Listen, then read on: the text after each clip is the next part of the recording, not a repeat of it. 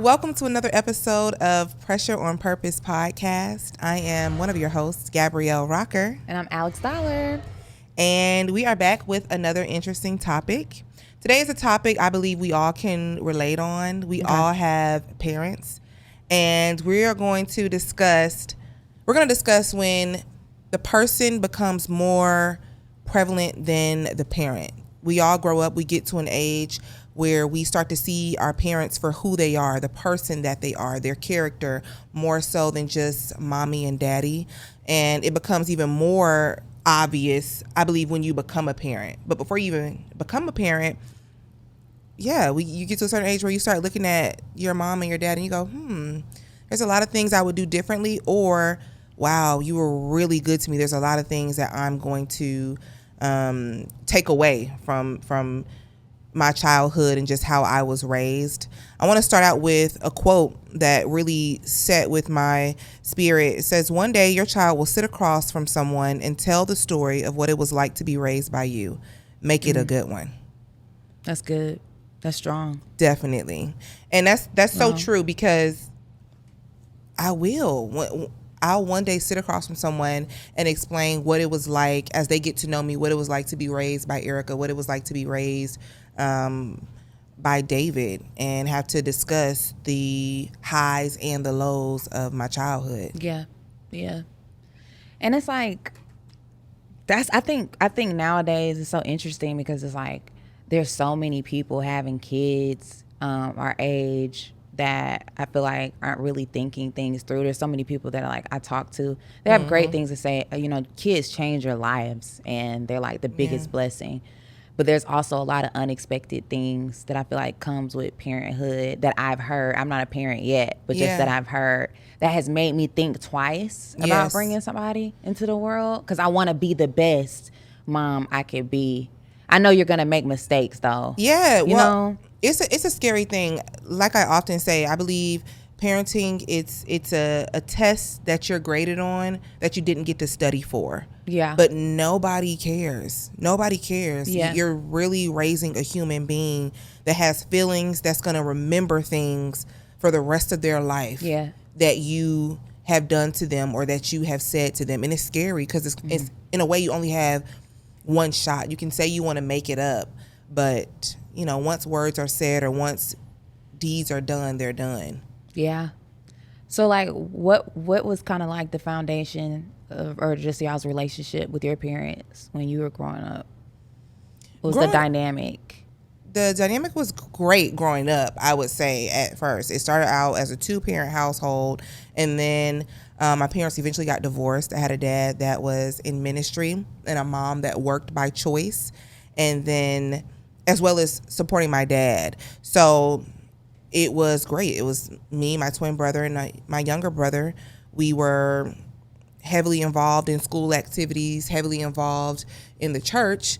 And then once they got divorced, my relationship, my position as a daddy's girl totally dissolved. I was a daddy's girl. Yeah. And so when he moved out, so did our relationship. And I don't really know how that's affected me and my relationships nowadays. I think I have to get with someone to see what does that look like, being with another male. Yeah. What about you? So I've always been a mommy's girl. You know what I'm saying? Like, me and my mom, I feel like have similar characteristics when it comes to personality wise. We just have always gelled. My dad is a prominent mega pastor, and he's very well known. And since I kind of came into the world, he's been hitting the pavement running pretty much. And as I got older, I've came to understand that he was mentored, and people were telling him, hey, you have to be out here at all these different churches and traveling to all these different places or to really make an impact and to provide for your family and your church and all that stuff. So that took a lot away from our dynamic. So many just disappointed moments that I had. I feel like growing up playing basketball, looking out in the crowd, seeing if my dad was there, or homecoming, or the dances, just all the prominent moments in my life, I felt like I had like an empty void there because he wasn't really present. So that affected me, I feel like, in a major way. It's something you noticed. You took note of for sure. Yeah, but you don't really feel the effects of it until I feel like you're a little older. And like for me, when I got into a really serious relationship about 4 or 5 years ago, I really started to notice like, wow, that daddy void, daddy issues, stuff that I was, subconsciously dealing with growing up, it showed up in a major way. Even though I don't know all of the issues, I think I have a thing where I believe when people leave, it's final. And so with my dad leaving and our relationship going out the door with him, I feel like it puts me in a position sometimes to chase men in a way. With everyone else, I kind of cut it off and it's final. So I'm fine with relationships being cut off. I'm a cut off girl. Okay. That's what I do. But as it pertains to men, I believe sometimes I can chase. And I think maybe that has something to do with daddy issues. Like you're chasing men, you want to feel accepted, you want them to like you, you want them to chase after you. And so I always say I cannot wait to the day that when me and my significant other have a disagreement, I just can't wait for the man that says, I choose you and we can have a disagreement and it's not over.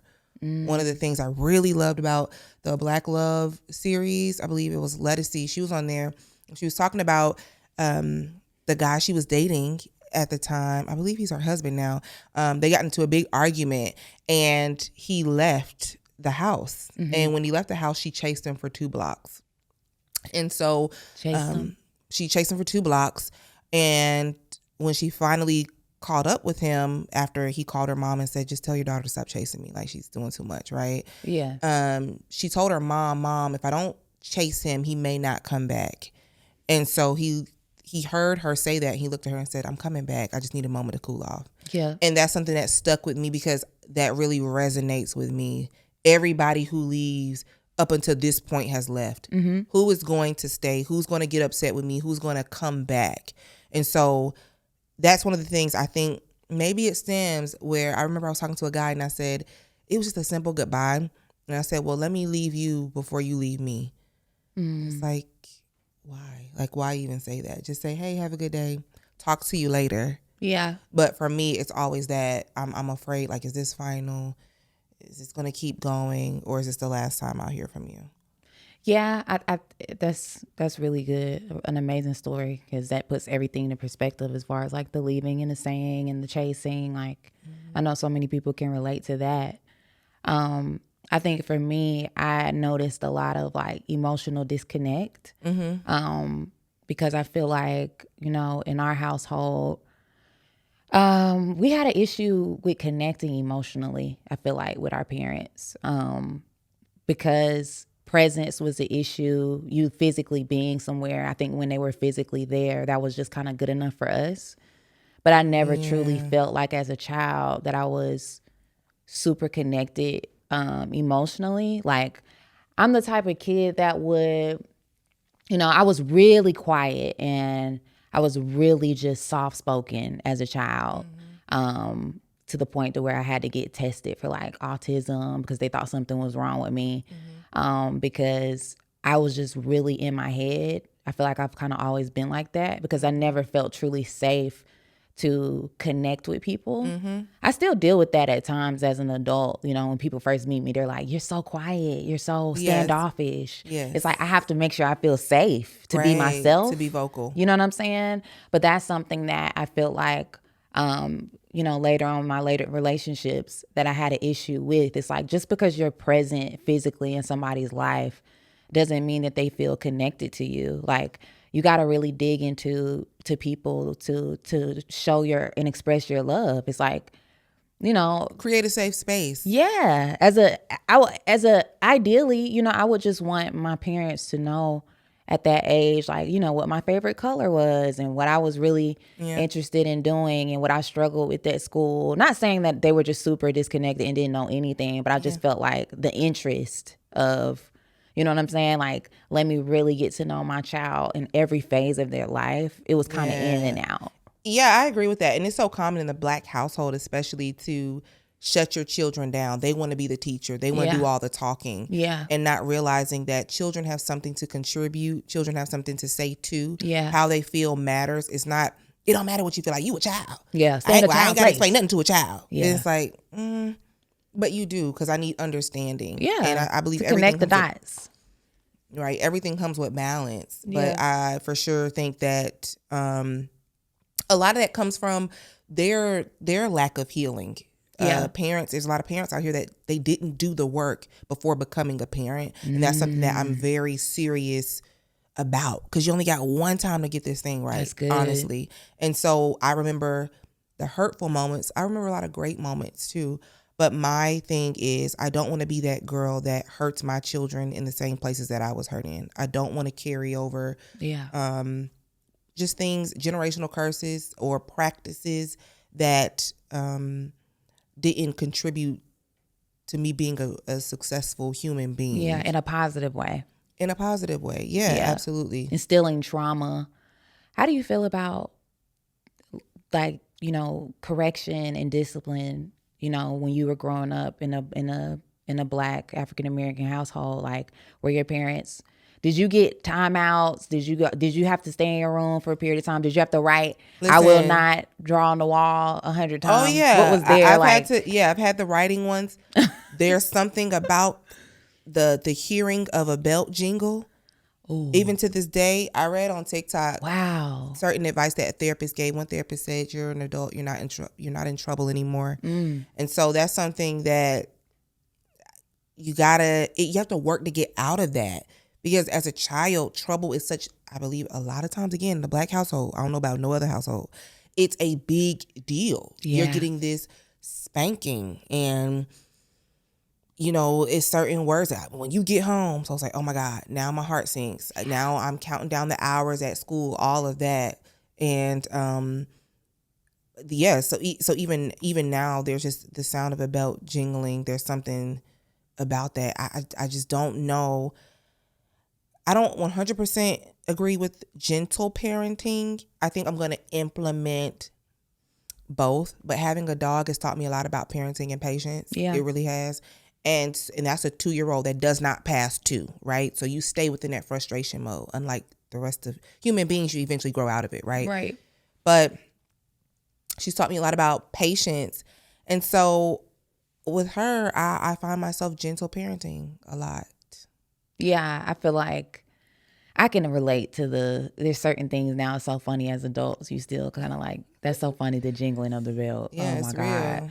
Yeah, I remember specifically one time when I was in elementary school, my mom told me, you know, if you don't bring your agenda home, then I'm going to start giving you a spanking, because you got to do your homework. You got to make sure that you're on top of stuff. It's ridiculous that you keep forgetting to bring your agenda home. And I remember one time I was in after school program, and I literally forgot my agenda every single day for like four times in 1 week. Yeah. And it stuck with me so much because I literally got a whooping the whole week. But now thinking back, I'm like, as a parent, was that the best way to discipline me? Because I feel like there was possibly something else going on. Around that time, my dad was traveling like weeks at a time. Of course. There could have been a lot of emotional stress or where things are you going emotionally? on. It's not always the best to correct with a spanking. I agree. You know totally what I'm saying? That, yeah. And there's a lot of things, not to throw anybody under the bus, but it's just like, you know, that's why when you're raising children, you got to have patience and really dig into like, okay, what's really going on? What's going on? And that's when I say that gentle parenting mindset should come in. Yes. Because everything can't be corrected with the rod of correction. No, I agree. You know what I'm saying? I agree with that. Because you don't get to the root of what's really going on. And you have to look at the results too. It's like, okay, you got a spanking. If you still didn't bring your agenda home the next day, then are spankings working? And the next day and the next one. Yeah, no. You know? I think a lot of it stems from the hurt that they dealt with or that they didn't deal with. Yeah. And that's why the saying, I just did the best I can. Now that we're adults and we go back and tell them where they messed up and what really hurt us, I was just doing the best I can. I was just doing what I knew how. I was just doing what was done to me. It's not my responsibility to give grace in a place that you didn't want to work on. It's not I'm not giving grace.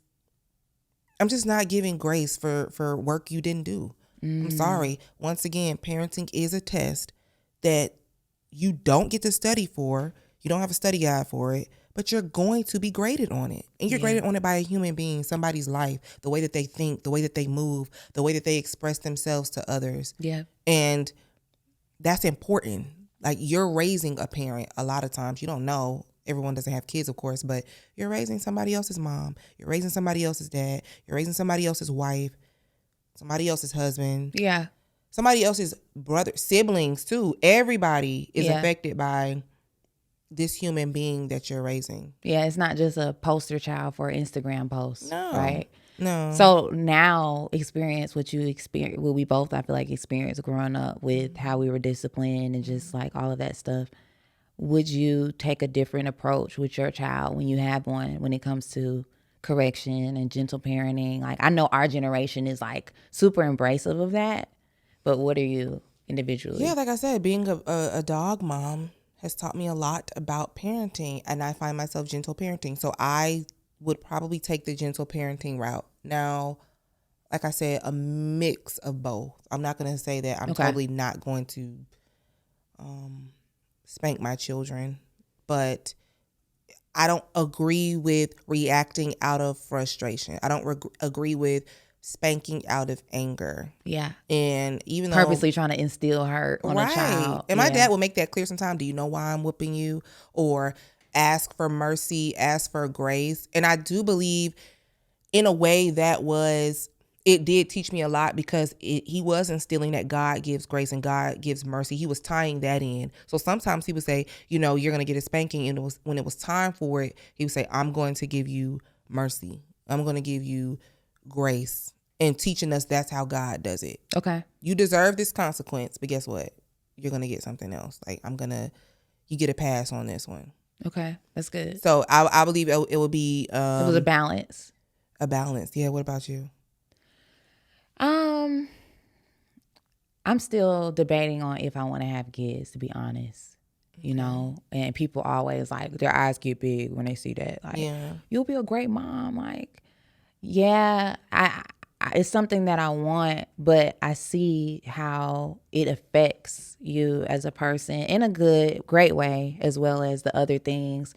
And I'm not going to lie, I'm in a little selfish era right now, because my personality is to always help people and just be present in so many, like, my family members' lives and my friends' lives. And I never really put a lot of emphasis on me.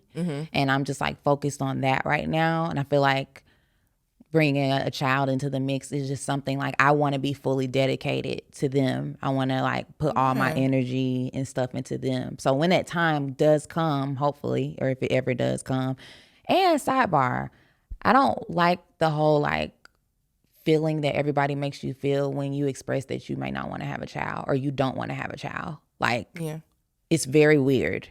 People try to instill like guilt. Like, yeah, but it's your legacy, or don't you want to see a little you, a mini me? Try to make you feel bad. When I think we should encourage that. Like, we should encourage people really thinking about, do you want a child? Yeah, because there's so many children that have been brought here by all of the wrong reasons. Yeah. And then they get affected by parents who weren't dedicated into properly raising them. I agree. Or having children too early, which is why I believe you have to heal. And I'm serious about that, y'all. Like, get yourself together before having children, because you often deal with parents that are burnt out, and then you deal with the whole people. As an adult, I realized a lot of people were provided for, they weren't raised, and there's a difference between the two. Yeah. For me, I was provided for and I was raised, though. I was raised that, you put on a belt.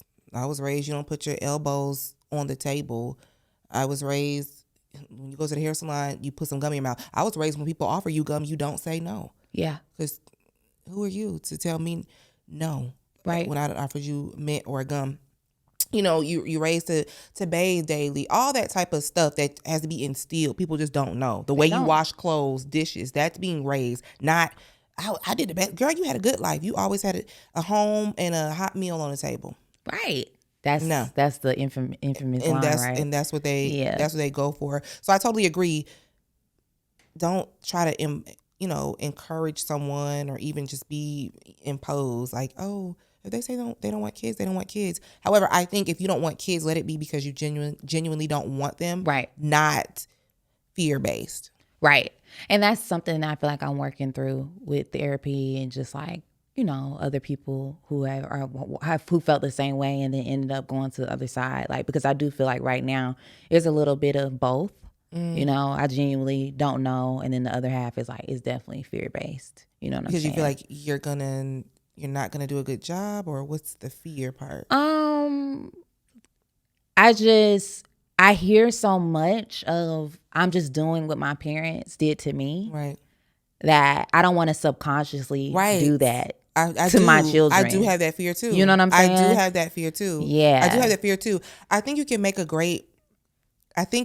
you can decide, and it doesn't always turn out that way, because some people, they do subconsciously do what their parents did to them. Yeah. My mom said that her mom never came. My grandmother didn't show up to her stuff. So, extracurricular activities. So my mom and dad were at everything. Yeah. And I do break that curse. I commend both of them for that. They were always at stuff. So that's an example to me that, okay, you can break it. It's not always a thing of, I say I'm not going to do it, but then I end up doing it. Yeah. I see where, okay, she broke that curse. But then there's some things that I'm sure were passed down too. Like, I don't want to be overly critical of my kids. I don't want to break their confidence. Right. Or just be overly tough sometime, or not say I love you enough. All that type of stuff that I too am working through when you hear it from other people. Right. Like, oh, you're not vulnerable. It's like, oh Lord, let me not have kids. I don't want to have kids and then I'm the mom that's not vulnerable. Like, we don't know how my mom is feeling. My mom's kind of, stoic. Or my mom is, I'm very direct and serious. And so at times I don't want to have children, and I don't offer a warm and fuzzy presence for them. Right. That's what I'm saying. So it's the verdict is still up in the air for me, and I think that's okay. I think that if you're going through something like that as well, I'm 32, so it's like I don't feel this rush of, oh, you need to hurry up and have a baby by 34, or you're late. Like, I don't feel that. I'm very confident in where I am right now. I'm very serious about my career. I'm very serious about finding someone that is also, great parent material. Yeah. When it comes to a partner, and if it happens, it happens. But I'm not going to make becoming a mom the biggest accomplishment of my life. You know what I'm saying? That's not for me. I know there's women out there that are like, I wanted to, ever since I've been a teenager, I wanted to be a baby. It's like, I hate the pressure of that talk recently. It's like, you don't want to be it's like, I don't know. Yeah, I think I'm naturally a nurturer. So I wanted to be a mom for as long as I can remember. I want twins, so I want to be a mom for sure. But seeing my mom work, that's inspiring too, now that I'm older. Where it's like, okay, I used to say I want to be a housewife, where a mom was my everyday thing. Yes. Now it's more so like, I think I'll be maybe a housewife for a season, but that's not my thing, where I want mom to be my greatest. Well, it probably will be my greatest title, I'm not gonna lie. But you also have to think about, being a mom and dedicating your life to your children. That is fulfilling for a lot of people, and that's great. Yeah. But you also have to understand, I've talked to a lot of moms that have made their children or their husband or anything else, family-wise, their priority. And there's a sense of guilt and regret when they hit about, the late 50s, 60s, because it's like, I didn't do anything for myself in this life. What have I done? Look at the mess that I've made. I agree. You know what I'm saying? Yes. And your children are looking at that. They're looking at that, yeah. When we get in our 30s, in our late 20s, we're looking at our parents, like you said earlier at the beginning of the episode. The person. Who is this person that I've been guided and led by my entire life? I want to make sure that when my child looks at me, they're proud of who I became. Me too. And not just, that's my mom who packed my lunches, who was at all my games, who I love and cherish. Yeah, but that's my mom who is a badass, you know what I'm saying? Businesswoman. Yeah. That gets stuff done. Yeah. You know what I'm saying? Yeah. That has a name for herself. That's my personal, like, you know, dream. That's what you want to look at. Yeah. I do too, for sure. Like I said, even with that, seeing my mom work and be a great mom too, that's very inspiring. Yeah. My dad in ministry, even instilling in us how important character is. Man. You know, that's something I'm definitely passing on to my kids, that my grandmother and my grandfather passed on to him. Like, do what's right because it's right. I think that's my family motto. Like, I'm the girl, I'm putting the buggies back. We don't litter.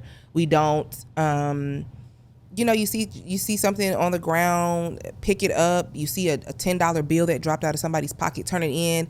I want to raise good people. No, we're not perfect, but I can say I am proud to come from really good stock. And when it comes to my husband and even who his people are, who his family is, I'm definitely looking into that. Okay, character is huge for me, and with my mom too. Character and just looking the part and speaking well and all of that. Okay, I was gonna ask you, what's something that, if you say character is a big thing from your dad, what was something that your mom instilled in you that you will never forget? I think being there. I think being a mom who is warm and fuzzy and involved in her children's life. I didn't have one of those moms where she don't know my teacher's name.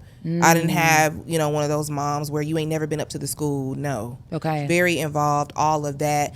And even people will say, well, even though my relationship with my dad is non-existent now, people will say, how he a pastor and don't have no relationship with his daughter.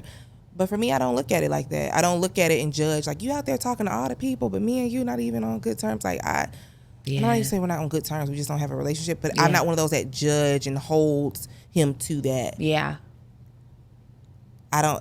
You're still a man. You're still a human being at the rest of the, And as an adult, there comes a time where it's like, you got to just move forward. You got to move forward. You're not, you can have, I'm not going to say the worst childhood. No, there's a lot of things that happen in people's childhoods. Like I said, I know it carries on. It carries over into adulthood and affects you for life. But there comes a time where you cannot lean on, that's just the way I was raised. Yeah. You can't lean on that for the rest of your life. It's your duty to heal. Yeah.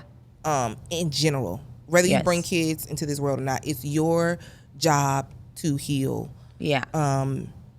And not lean on the fact that, well, my parents were this and they didn't do this and they didn't do that. Yeah, and also the perspective of it too. You know what I'm saying? I think we can all sit here and break down the bad things and the good things. You know what I'm saying? But for me, I just try to focus on the positive things. Like, something that comes to mind about my dad that I have been able to really like capitalize off of as far as being poured into was like the hard work aspect. Mm-hmm. Like, to see him, oh my God, to see him go from poverty and not having anything, coming from Old National College Park where nobody really makes anything out of themselves as big as he has. It's just super inspiring to come into the world at his peak and see him still be where he is now.